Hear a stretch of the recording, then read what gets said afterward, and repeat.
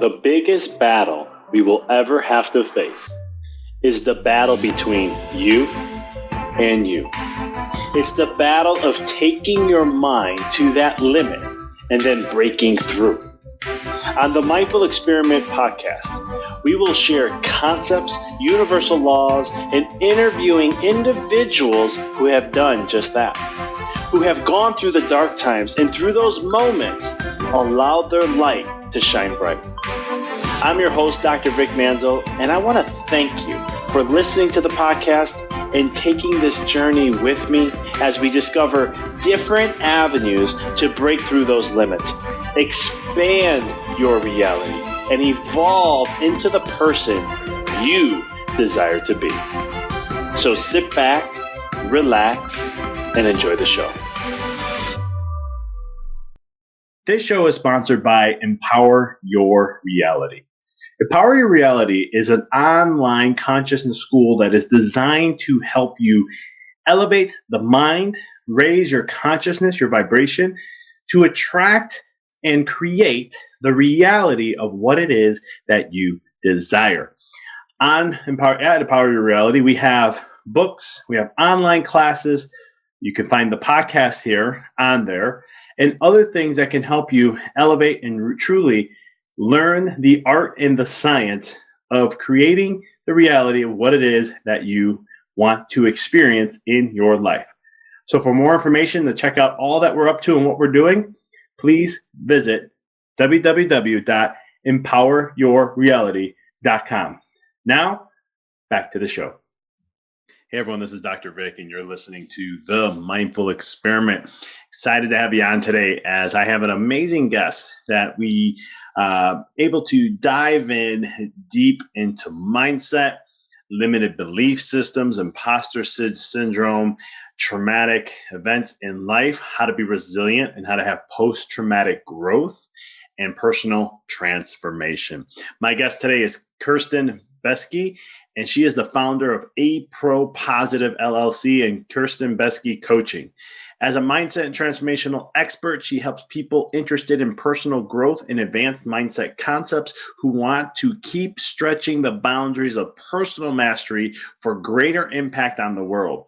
She teaches professionals and entrepreneurs how to break through invisible inner barriers to attain more clarity, impact, and ease in life and business.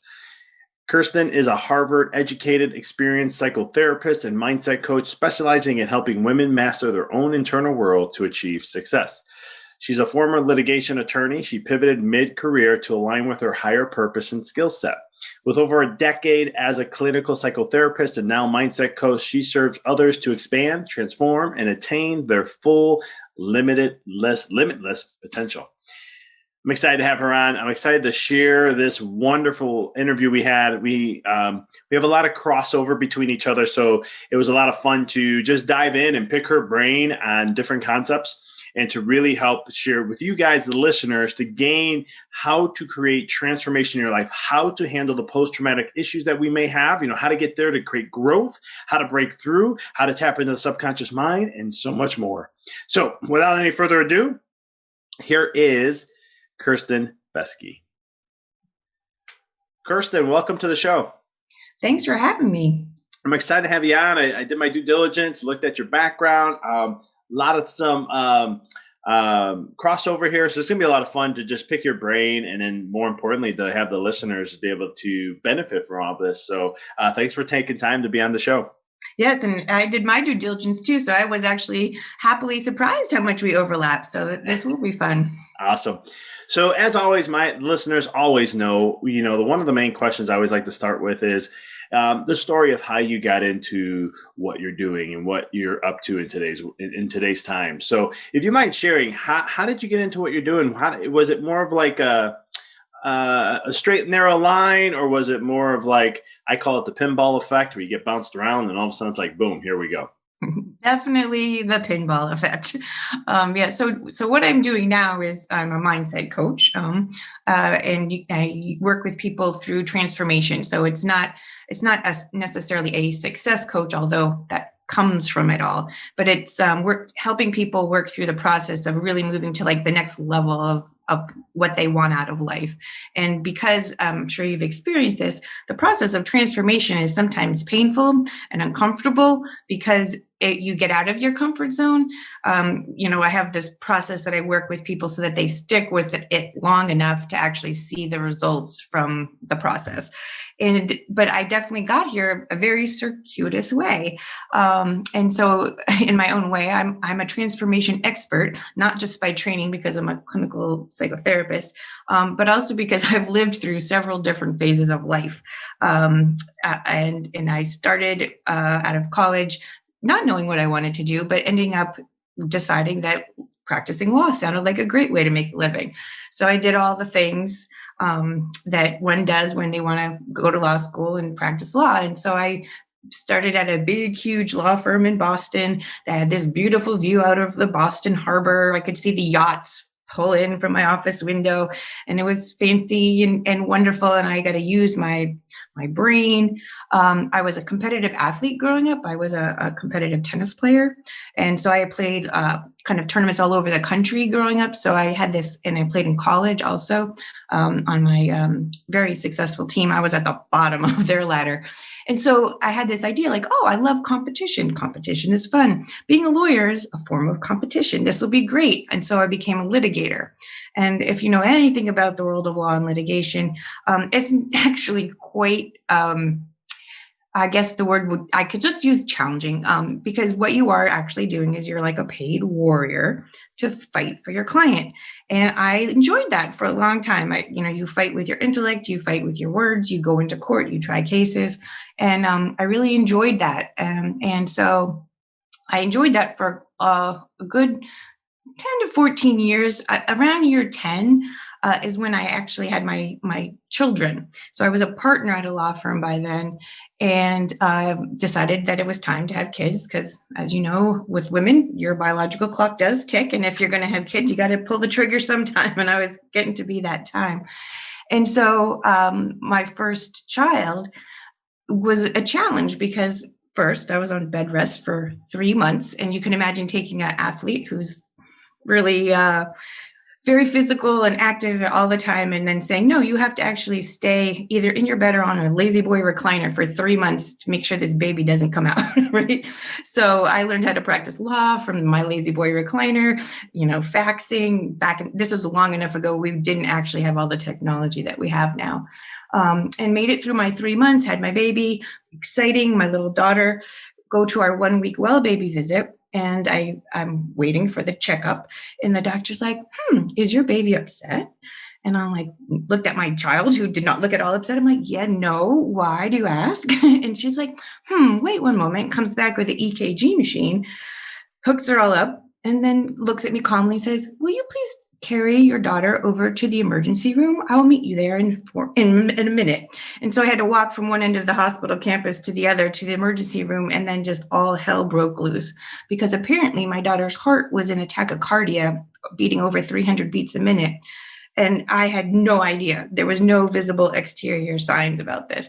So once we hit the emergency room, doctors are running around like crazy, nurses are running around, they're on a telephone because I live in a relatively rural area of Vermont. And so the biggest tertiary hospital is up in Dartmouth, New Hampshire. So they're on the phone to Dartmouth to send down the helicopter because they've got this emergency and they can't get the IV in the baby because the veins are too small. And I'm just kind of went into that tunnel zone of, shock while I, just sat and watched all this happen. So the helicopter comes down from Dartmouth. They put the baby in my baby's name's Cassandra. They put her in an isolate, snap her into the helicopter, and let me go on the helicopter with her, which was apparently an exception because they only let the patient on the helicopter usually, but they made the exception for that 5-pound, 11-ounce baby, right? That I could come along. And so thankfully, when they snapped the isolate in the helicopter, the loud noise somehow they thought snapped her out of the tachycardia. So the nurse was able to say to me, don't worry, Mom, her heart's beating at a normal rate now. She will not die on this ride. And I was like, oh, thank you. So we got this ride up to Dartmouth and then a series of tests and this and that, and they didn't know what it was, and they thought it was a blood clot, and then they realized it wasn't changing, so it was a tumor. too big tumor in her like left ventricle. So that required us to then get to Boston Children's Hospital, where these wonderful old gray-haired wise surgeons tried to figure out what to do. And apparently the type of tumor it was something that might get reabsorbed by the body all by itself by the time she was 3. But because it was of a certain size, it was very likely to throw her heart back into tachycardia at any time, and I wouldn't know. So they decided they needed to take it out to be safe, and that meant open heart bypass surgery on this little itty bitty baby, where they actually put the little itty bitty baby on a heart lung bypass machine while they stop the heart and do the surgery. So the great news is everything went fabulous. She came home on very little medication and literally has never had any trouble and she'll be 21 next month, for 21 years of her life, no trouble with the heart. So you'd think, happy story, great, great ending, yay team. And so my then husband and I said out loud, well, what could be worse than open heart surgery on your infant? Let's have another one. And we definitely found out, unfortunately, what can be worse than that, because I became pregnant with my second child, and around the same time that I had gone on bed rest with Cass, 9/11 happened. And so I unfortunately had one of my close childhood friends, actually my first boyfriend, he died in one of the towers. And it was, if you recall, during those times, you weren't sure who was alive and who wasn't alive for a while because they couldn't find people. So it was a couple weeks after 9/11, I was going to then be able to go to his funeral, and I was pregnant. So I wanted to make sure that was okay with my OB/GYN. She checked me out, made sure I was good to go because I had been so upset around 9/11. And unfortunately, I went into labor that evening. And so to put this in perspective, I was due with this child January 7th, and he was born on September 24th. So he was over 3 months early, and he was 1 pound, 11 ounces, and we were given very little reason to think he would live. And so the miracle workers up at Dartmouth Hitchcock Medical Center, again, I got to revisit the NICU up at Dartmouth. They have, this is again now 20 years ago, they had this amazing way that they can keep the babies alive. So he struggled through so many different challenges and almost died more than once. And in one instance, in very much particular, where he had a hole in his bowel apparently, and they said that they needed to figure out how to stop that problem or he would die. And I said, well, can't you operate on him? And they said, well, no, if we take him into surgery, he'll never make it through. He's too fragile. And then about 5 minutes later, they said, we're going to take him into surgery. And I said, you told me that he wouldn't survive surgery. And they said, yes, this is the only thing we can do at this point. So another miracle happens. He makes it through the surgery and he survives that. He survives breathing issues. He survives having an ostomy bag on for a short period of time. And now he's this wonderful 19-year-old, tall, smelly, strong young man. And it's fabulous. He literally dodged all these different bullets along the way. So the reason I go through all this is because this was my personal trauma, and I didn't even know it, because many people, when they experience really challenging, hard situations, they have a lot of good coping skills. So they put their head down and they do what they need to do and they get through the challenge and they think they're okay. And I remember, the social workers at the hospital checking in on me. How are you doing? Oh, I'm good. Because I was good with crisis and I was good with, doing the things that needed to be done. And I was holding it all together. And, with the help of my then husband, we really managed this very difficult situation for a long time. And when everybody finally was healthy and stable, apparently this is a normal pace of life. I then had my breakdown, right? So the whole time that I had these kids doing these things, I was trying to maintain my law practice. And as you remember, I entered this field of litigation because I love to fight. But when you have 2 kids at home and have been through that level of disruption, you lose a little of your joy to fight with people on a daily basis. And so I really started not enjoying my work because I was constantly fighting with people. And I really started a little bit of down that existential path of reconsidering what's important in life, especially having a child right after 9/11. You really do start to think, why do we bring kids into this world? What is the meaning of life? And why do we do this, right? And so I think I've heard you talk about kind of end of suffering as a goal for all of us. And I definitely dived deep into the Buddhist psychology that I was already, dabbling in before this, and did a lot of internal searching and value reevaluating, and realized that I really needed to find something different to do for my profession because I wasn't meeting my value system, because I did go into the law to help people. And as a result of circumstances like law school debt and circumstances like just learning how to represent people on the defense side of things, I was representing really large companies like, your Verizons and your Walmarts and those big companies that can afford to hire lawyers. And it wasn't actually meeting my sense of kind of social justice, in addition to having to fight with people who are often quite unreasonable. If you know any lawyers, it can get a little bit ugly. I remember one lawyer writing in his brief to the court that Ms. Beske's personal issues have delayed this case one time too many, referring to some of the extensions I had needed because of my kids. And that just about put me over the edge. So knowing I needed to do something different, but not knowing what, I went to a coach myself, and this fabulous woman named Allison Villars, who was offering career coaching services, and I didn't know what that was. And she led me through a holistic process that evaluate what I, basically was able to get your meaning and purpose sorted through, and your interests and desires and the kind of audience you wanted to serve or work with. And so we came up with, at the end of it all, that I would love to go back to school and get a degree in psychology to go into counseling. And it was something I never in a million years would have let myself even consider if we hadn't gone through this whole process that showed me how it lined up with my value systems and desires. So, she said to me at the time, she said, I said, what? I think I'm jealous of this person who's going back and getting a master's in psychology.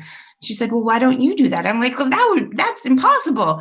And she's like, why? And I said, well, that would just be so much fun. Because in my mind, I love to learn and I'm always learning. And it seemed like the most fun thing I could possibly do in the world would be to go back to school and learn about psychology so I could become a clinician. And so eventually she helped me shift to a point of saying yes to that desire. And thankfully, I had the resources to do that. And so I went back to school and I got my master's level degree. So that's why I'm a clinical psychotherapist. And for the last decade plus now, I've been a therapist. And then the last 3 years, I really started to move into the field of positive psychology, because it's a relatively new field. And I'm sure you're familiar with the work out of the University of Pennsylvania and Martin Seligman, and kind of those actual scientific evidence-based research around what makes people thrive. So it went from just kind of pop psychology into like an actual evidence-based field where studies were being done and it was getting more and more fleshed out. How do people thrive? How do you find flow? How do you get meaning and purpose? What thought patterns encourage positivity? And then actually having some science-based evidence behind these things, which was to me very attractive. So I went and got a certification in positive psychology. And then I started using it with my psychotherapy clients when it was appropriate. And I loved the idea that a lot of us have those places that we were not functioning well. And when we go to counselors, we work often on those places. But the other part of us is perfectly healthy and doesn't have, quote, problems, but we still want to work on ourselves, right? We still want to grow and expand into our full potential. So the positive psychology gave me these tools I could use to help people really move towards thriving. And then I realized that I could share more of these tools with people if I started coaching, because to be very clear and ethical, psychotherapy really is kind of something that's been in the medical system, and you don't, you do certain work with people who are trying to work through their particular diagnoses to be able to function well in the world. Coaching work that I do is completely separate from that, and it's working with people who are functioning okay and they just want to function better. And so that just started me down this path of really helping people move through stages of change to become the next best version of themselves. And it's such gratifying work that I've kind of never looked back. So so there's the long version story of how I got to be where I am today. I love it. What a story that is. I mean, so much ups and downs and transformations and changes and all that just to lead to where you are now. I think that's just amazing. And, kudos to you when it comes to all that. And I can relate. I mean, I wasn't around when this happened, but my sister was a preemie and she was like a pound, 15 ounces back in 1979. Wow. And she died a few times, came back. They called her the miracle baby. So she's now at 41 with a couple kiddos, and it's been an amazing journey. And it was interesting. Her daughter, my niece, was actually born and put in the NICU because she was a little early, the same place that where my sister was. Wow, that is amazing. It's interesting. Yeah, and I read if you talked to your mom about it, and today she would still end up crying. You know, she totally told you the story. Yep. Well, it's like walking through the halls and she's like, oh, this is memory. This is, it looks different, but it's still the same. Yep. Being there and how much they spend time, which I know you can relate to that. When it comes to, with all the traumas that you went through in this, that's kind of those types of things. I always like to ask this question because I have a belief system, just from my own experiences and in working with others and seeing how traumas and those types of things can really help us grow and evolve. You talked about individuals who go through that where they just put their head down and they just get through it. And I was one of those people growing up until I learned to sit with it. And then it was like, wow, okay, this is not fun. But the lessons and the wisdom that came through that was drastically, unbelievably amazing. How does trauma play a role for us? And does it help us in some way or another? I mean, I know it could be the opposite too. I'd love to get your opinion on both. Yeah, well, so trauma that you can survive and then process, and that's one of the key elements, can really be transformational opportunity for a person. So obviously, we never would wish trauma on anyone ever. The technical definition of trauma is fear of your life or the life of someone you love, right? Well, that's not very technical, but that's in a nutshell, how the psychologists define trauma. So you never would want to put anyone through that. And then there's chronic trauma where you have some insults and assaults on your safety and your well-being over time that can accumulate as well. And so if you're able to have a safe place to process that trauma, and you're able to make sense of it, often what that does is give you new perspective on priorities, new perspective on values and what's important to you. And there is that inner confidence that can come from knowing that you've survived a trauma, right? You've done a hard thing. You might have done it on your own, or you might have used some supports. But the idea is that you went through that whole cycle of going from not trauma through the middle of being very, very activated with your nervous system and on high alert for however long it took, and then figured out, hopefully, if you've done this kind of work, hopefully you figured out how to then re-regulate yourself and start to move forward. And that's what we call post-traumatic growth, where you actually take the experience and lessons you learned about yourself and the world and translate that and transmute it into something even better for yourself and maybe better for others.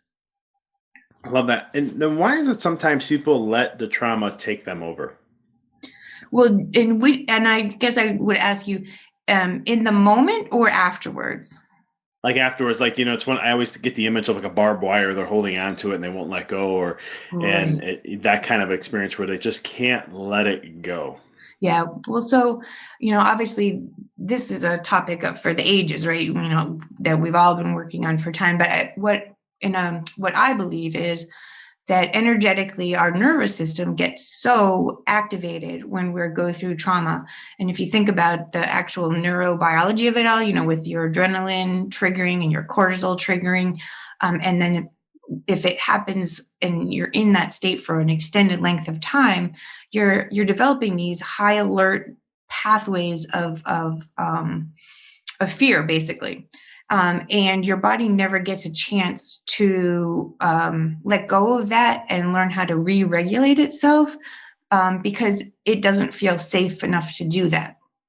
So one of the first steps that when you work with people who've been through trauma is to really introduce ways of down-regulating the nervous system, so that person can actually have moments of feeling safe, and then learn how to recreate those moments for themselves through either, you've talked before, I know, to guests around mindfulness and meditation, or, these days there's even like biofeedback, hypnosis. There's a lot of different modalities that people can access that would help them learn how to downregulate their system. And that really is, and in therapy, there's EMDR, which is that rapid eye sensitization. I'm going to say it wrong. Desensitization, where you watch someone's finger generally go back and forth, and it helps your brain switch from the right side to the left side. And something magical happens where you can actually process your trauma without feeling triggered in your body. And so all of this to be said that in order to actually process trauma, which is what has to happen, has to get reprocessed and reintegrated into your normal memory system. In order to even do that, when you've been through a lot of trauma, you need to learn how to regulate your arousal system, your alert system, so that you can tolerate the processing that has to happen. How's that for an answer? That sounds amazing. I love it. And I know with the brain too, something, it's pain, pleasure. And when you have such a painful moment in life, if you don't process it, the brain, the ego, so forth will wrap around a condition and say, okay, that's bad. Anything that comes close to this, we repel, we reject. We don't want that in our life whatsoever. Absolutely. And I like to use the analogy of shards of glass. If you think about like a mirror, right? And if you punch the mirror, you're going to get shards of glass. And each shard represents the way that information gets inputted into our brain. So we have the visual shard, we have the feeling shard, we have the hearing shard, the smelling shard. And, I'm sure I'm missing something there. But all those senses, instead of getting integrated through the part of the brain that actually integrates all of our senses into one memory, in trauma, those shards just get like deposited in our brains in an unintegrated way. So that's why if you've been in a car accident and you hear a loud shattering noise, if you haven't integrated that memory, that's like kind of where, like, it's almost to the level of a flashback where you get so triggered by that same noise because that noise is stored within you in this like raw, unprocessed form, or a smell, or in like with your mom walking through the hospital, the visual on it. So when you're in a high state of fear and arousal, for some reason, the chemicals that are in your body during that time deposit things in a very clear but unintegrated fashion. So reprocessing is taking those different shards and reprocessing them all together. So by storytelling, or by the counseling process, or by journaling, somehow weaving them together in real time now, so that instead of being so raw and embedded in our brains, they're actually kind of nicely braided together and then can be put away as just a bad memory instead of a traumatic memory. I like that. So we talked a little bit about this before, and I love to ask this. I think this is a perfect time to ask this question about, you talk about post-traumatic growth. Is that kind of how that process works, or is there more to it? Well, so once you've started to process your trauma, that's when the opportunity for the growth starts to happen. Because if you talk to people who have survived hard things, often because, as we talked about, trauma is, around the fear of death of yourself or someone that you're caring about. When we start to contemplate that, think about all the existential questions that can arise. What is the purpose and meaning of life? How do I want to spend my time on earth, right? If I only have a limited amount of time, how do I want my life to look? So sometimes the trauma shakes up people's value systems. Sometimes it shakes up people's priorities. Sometimes it shakes up people's support systems because they realize that they could rely on some people and couldn't rely on other people. So really, it just kind of throws everything into a big hat and shakes it all up. And then you get to take out the pieces and put them back together in the way that makes the most sense for you now. So that's where the post-traumatic growth can happen as you re-put back together all those pieces that kind of got mixed up and shaken apart by the trauma.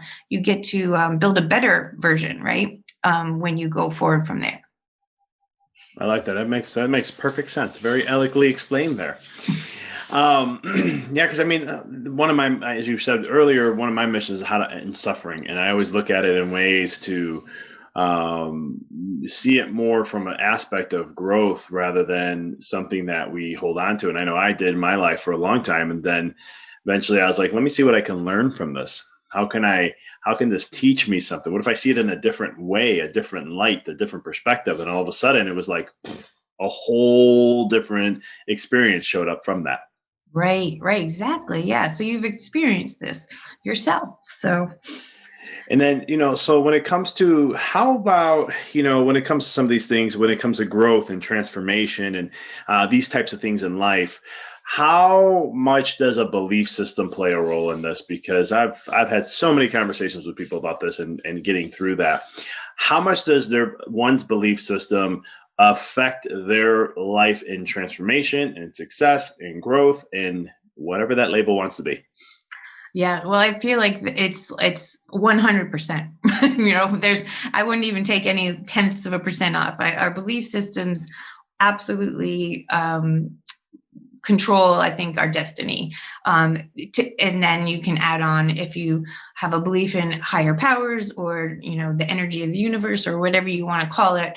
Obviously, that is a factor too. But as far as how we respond to what we are given by the universe, 100% our belief system controls how our life will turn out. And so that's actually a big part of the work I do with my clients is around what I call limiting beliefs. So we all have belief systems, as you know, and they come from our family and our environment and the way we're brought into the world and educated, and our experiences that are unique to us. And sometimes these belief systems are awesome and serve us really well. And sometimes the belief systems aren't necessarily serving us well. They may be holding us back from fulfilling our full potential in life. And so the work I do with my clients is around figuring out ways to excavate the belief system so it becomes clear that it exists. Because I think you probably have heard this statistic before. When we think about our mind, our conscious mind and our subconscious mind are both a part of, quote, our mind. And when we get down to how much we use our conscious mind versus our subconscious mind, the research shows that we are actually using our conscious mind only about 5% of the time, and our subconscious controls literally 95% of our actions and behaviors and thoughts. So part of getting to our limiting beliefs is trying to figure out pathways down into our subconscious so that we can actually kind of bring those subconscious belief systems up to light and examine them and decide, does this work for me or doesn't work for me? And if it's not working for me, what would I like to substitute as a belief system for that?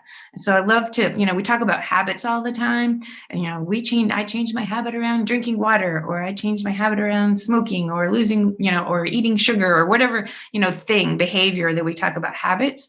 But I love the idea that we all have also habits of thought. And, I'm sure you've thought about this concept before, but, the idea that the way in which we actually think about certain areas of life, like work is hard, right? So if we have this idea that in order to be successful in life and business, for example, that we have to work hard, that's actually a belief system, right? That's a kind of embedded into your brain system that is like, have a belief system that in order to move forward, it must be hard and difficult. And so the cool thing is you could take a look at that, especially if you're someone that's overworking yourself and burning yourself out and it's just not really serving you. You can look at that belief and just kind of ask, is it true, right? Is it true that work has to be hard? Or is it possible that there's another way to move forward with a little more ease and grace, and still meet success, right? And then you might even be able to grasp that concept in your conscious brain. But the real kicker is to get that message down into your subconscious level to the point where you start believing it. And that's where that habit of thought concept comes in, because we have to repeat our new habits of thought over and over again in order to get them like fully wired into our system. As you know, when you talk about neural pathways, we always say that neurons that fire together wire together. So if there's not a way in which you're kind of consistently repeating this new habit of thought over time, it won't actually wire together and become a new part of how you are in the world, your way of being in the world. I love that. And how can individuals, I love how you brought up that stat, 95%, I always say we're running an autopilot, right? The subconscious is driving. How does individuals utilize that 5%, or how do we become more conscious, I guess, if that's the word to use, in our daily lives and doing things like that? Well, I think that you also talk about accessing your intuition. I remember hearing you talk about that before. Yes. And so if you like to think about the subconscious as a form of intuition, and a way that you, when you access the levels of your subconscious, you're able to listen in on those patterns that of wisdom, really, that I believe everyone has within them. And so the more that you can access that information, the more wise your conscious mind will, the more information your conscious mind will have to make those wise decisions. So really maximizing your conscious mind means accessing your subconscious mind, or unconscious mind, as we call it sometimes in psychology. I love that. And I love when the amount, so Hebb's laws, you're sharing the whole nerves that wire together, nerves that fire together, wire together. And it's one of the things, how difficult it is to transform the subconscious. Is it something that you have to put a lot of effort and energy in? Or is it something that, because I've studied so many different ways on how to change a subconscious mind. I'm curious to add, what has been through your studies and your work, how hard or easy is it to shift that mind, the subconscious? Well, so I think that it can vary, right? So sometimes there is some form of universal or divine intervention, right? So all of a sudden you get a flash, that aha moment or something like that, where I believe that often that's bringing to light this universal truth that in your subconscious, and it brings it up to your conscious level so you can actually acknowledge it. So there's not a lot of work for that those come, as you let them come. And then there's the other side of the coin, which is some of those often fear-based limiting beliefs.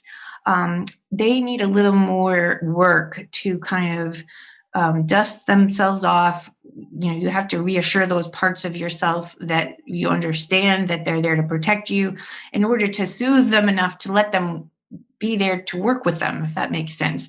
Because our fear-based beliefs that really are centering around survival, and they're really, really trying to protect us, sometimes they can just get a little overactive. And so part of the work I also do is like kind of putting names and I won't say names and faces, but, figuring out those parts of ourselves that are really trying to protect us, like the fear of public speaking, for example. Your conscious mind knows, if I go in front of these human beings and talk, I will not die, right? They're not going to rush the stage and attack me or publicly humiliate me. But your subconscious fear is the one that can make your knees shake and you sweat and think you want to throw up because you're so anxious to get on the stage. At least in my experience with public speaking, I often get quite anxious. So what's happening is there's the part of you that really is trying to protect you from this perceived danger. And that's at a subconscious level. And so even though your conscious mind knows you're safe, your body is still reacting to the wiring of the subconscious part. So that's the part that then you have to be able to access to do the work on. So you have a little divine intervention from time to time, or the magical aha moment. And then sometimes you just have that hard work of working with that subconscious program and trying to get it to shift to a more appropriate level of alert, move down from red flag down to yellow or green, level of fear. I love that. And I think putting a name on it or something is like monumentally awesome. I forgot where I got that from years ago. And it was like, just you're making light of it. You're being like a kid with it. And it just made it easier in some way, shape, or form. But would you also say, too, I always like to say, like with the mind and the ego and the conditioning and things like that, sometimes ego is going to come firing hardcore, especially with something like public speaking, right? What is it? People fear that more than death itself. And excuse me, it's one of the things where you can, I would say you got to guide through like, hey, ego, I got this. I know you're a little worried about this, but come on, I'll walk you through this. We'll go very slow, right? And it has to be a certain it can't be too much, but it has to be a little, just enough where you can handle it to a certain degree to start testing it out or getting accustomed to that. Is that correct? Yeah, absolutely. And 100% on all of that. And one thing I like to do, though, is I think the word ego, one, can get, even if it's correct, can get overused. And also it's a little hard to connect to because, we have so many weird associations with the word. We think someone's egotistical, we judge them, that's bad. So I love to just kind of throw out the word ego and use a more descriptive word. And that's what with the names and stuff, right?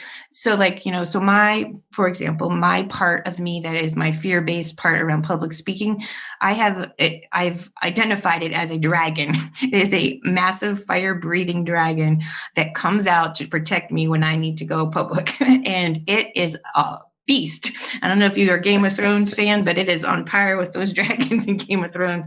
And it will put me on the ground to protect me. I will be in a fetal position in the middle of my living room. My kid will walk in and be like, Mom, you okay?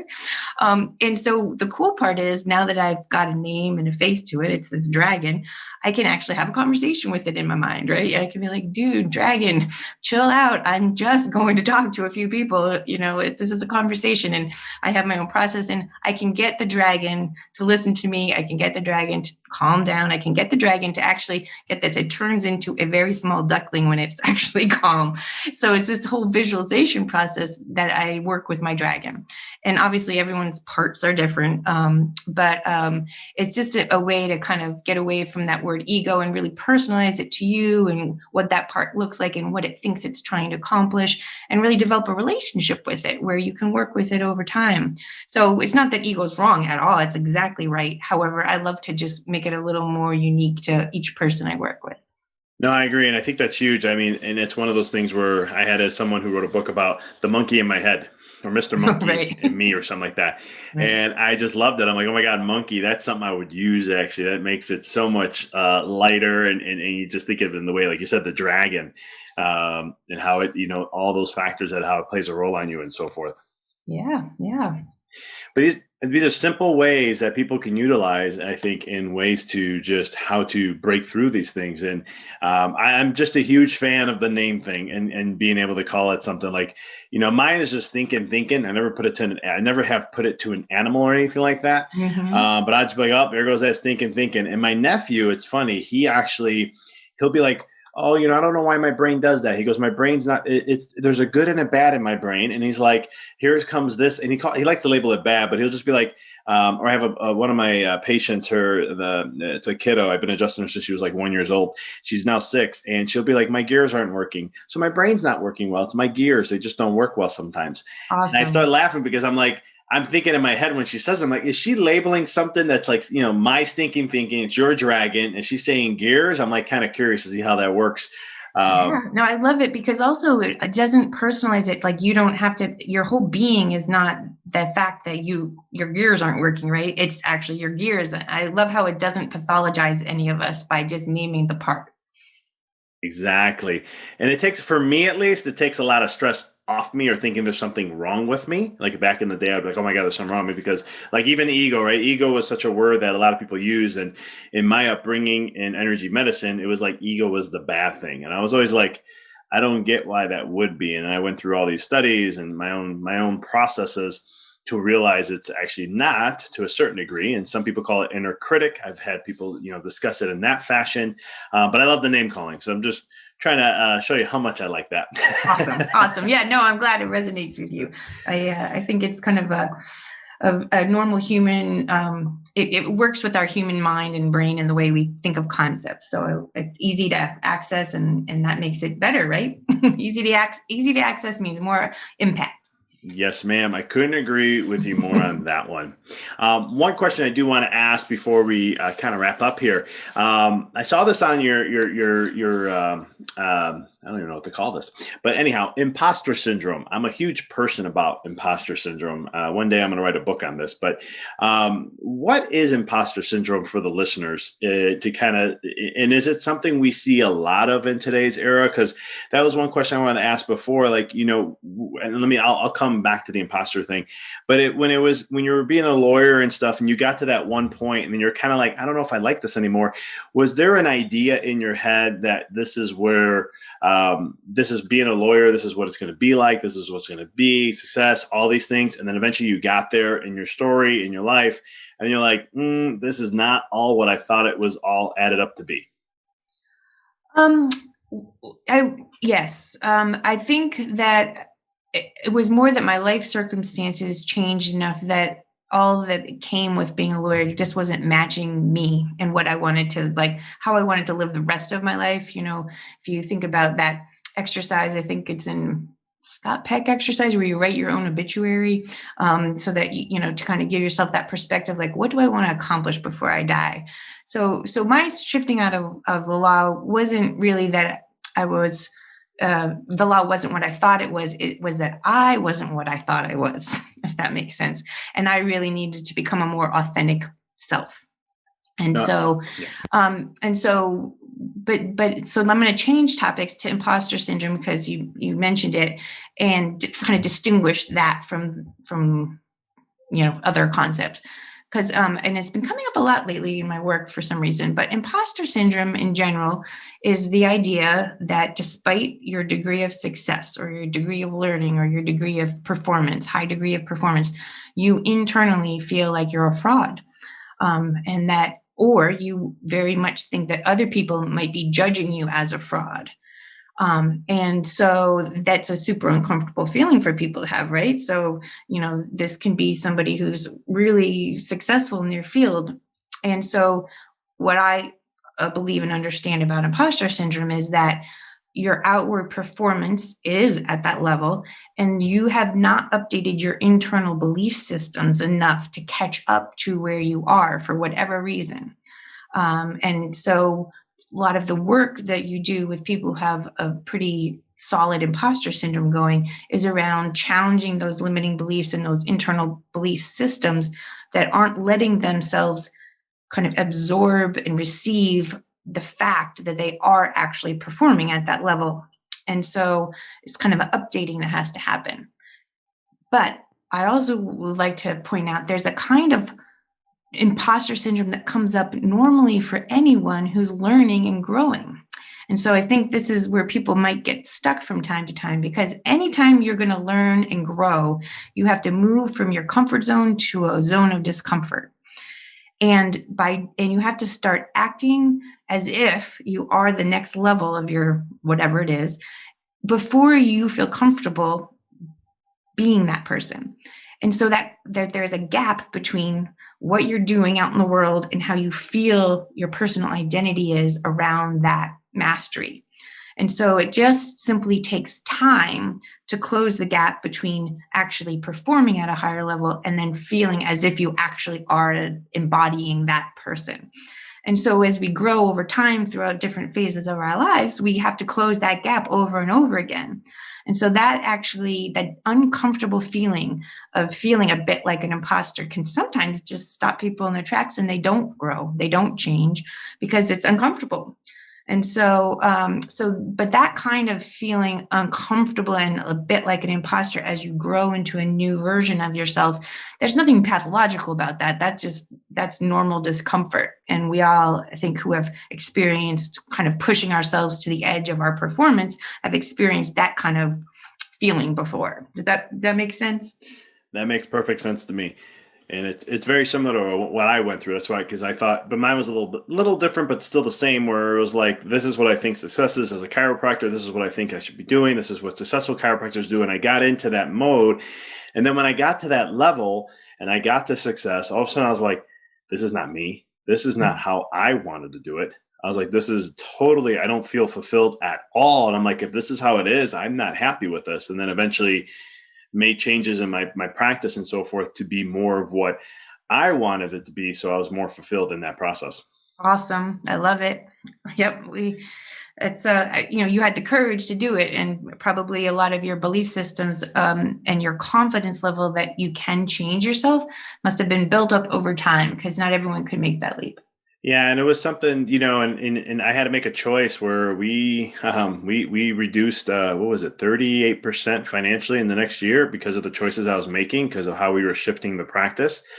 We made it back in a couple of years and got back to where we are, but it was one of the things where it was like, it was scary. I remember telling my wife, I'm like, we're going to make this change. This is what we're going to do. We're going to have to let people out of the office because they just don't vibe with what we want to do, with the services that we want to create for people. And I just said, just trust me. We will get through this. It may be a year, maybe 3 years. I don't know. But I'm like, we're going to do this. And she was like, I'm in. I trust you. Let's do it. And all of us, it's been, I'm happier. I'm less stressed. I work less, but it's more joy. It's funny how that all works out. So right. I digress. Love it. Love it. Real quick, as we're wrapping up here, I always like to make sure, how can people connect with you? How can they follow what you're up to? All the social media channels and everything that you have. Well, so I have to admit, my social media channels are limited, but there's absolutely really direct ways people can access me. So that's kind of fun. So I have a company called AProPositive, which is my coaching and consulting company, and it's kind of like AProPositive if you think about it. And so my website's www.apropositive.com, but I answer my own email. So if you write Kirsten at AProPositive.com, I will get your email. And I do run a group in Facebook because it was convenient and is a nice way to get people together. And it's called Becoming Boundless. And you can find it on Facebook by my URL. There is You Becoming Boundless, YOU Becoming Boundless, to distinguish it from other groups that may have the same phrase. And in there, I run free trainings on a pretty regular basis and come on live and I call it my Wednesday Wisdom Live, where I share my own geek-isms with people and try to spread the knowledge to the world. And so that's the place where I just finished up a masterclass Tuesday this week, where we did a whole advanced mindset masterclass on how to, I called it expand into power, meaning inner power. What are the mindset shifts you have to make to really up level and feel that you're in command and control of your own life? And so we went into limiting beliefs and all the things you and I talked about today, and imposter syndrome and perfectionism. We addressed all those things. So I'll be definitely running another masterclass either in February or March. I haven't nailed down the date yet. But if you come into the group, then you'll get all the messages and know that the free trainings are coming. So I invite anyone to pop onto Facebook and find You Becoming Boundless and join us there. Awesome. I love it. And for all the listeners, I will have all that info in the show notes for you. Kirsten, this was awesome to have you on. I appreciate you taking your time. This was wonderful. I learned a lot. I know the listeners are going to learn a lot, and I appreciate the work that you're doing. Well, likewise, back at you, and it was a pleasure. Thank you for listening to the podcast. For past shows, please visit www.empoweryourreality.com. I hope this show inspired you and added to your life to help you on the journey to rediscover who you really are. To connect with us on Facebook, please visit www.facebook.com/Dr. Vic Manzo. Check us out on Twitter. The handle is Dr. Vic21. Follow us on Instagram, www.instagram.com/Dr. Vic Manzo. If you were inspired by the podcast, pay it forward by sharing it with someone who you know can benefit from it. Thank you again for listening to the Mindful Experiment podcast, sharing paths to help you rediscover your infinite potential.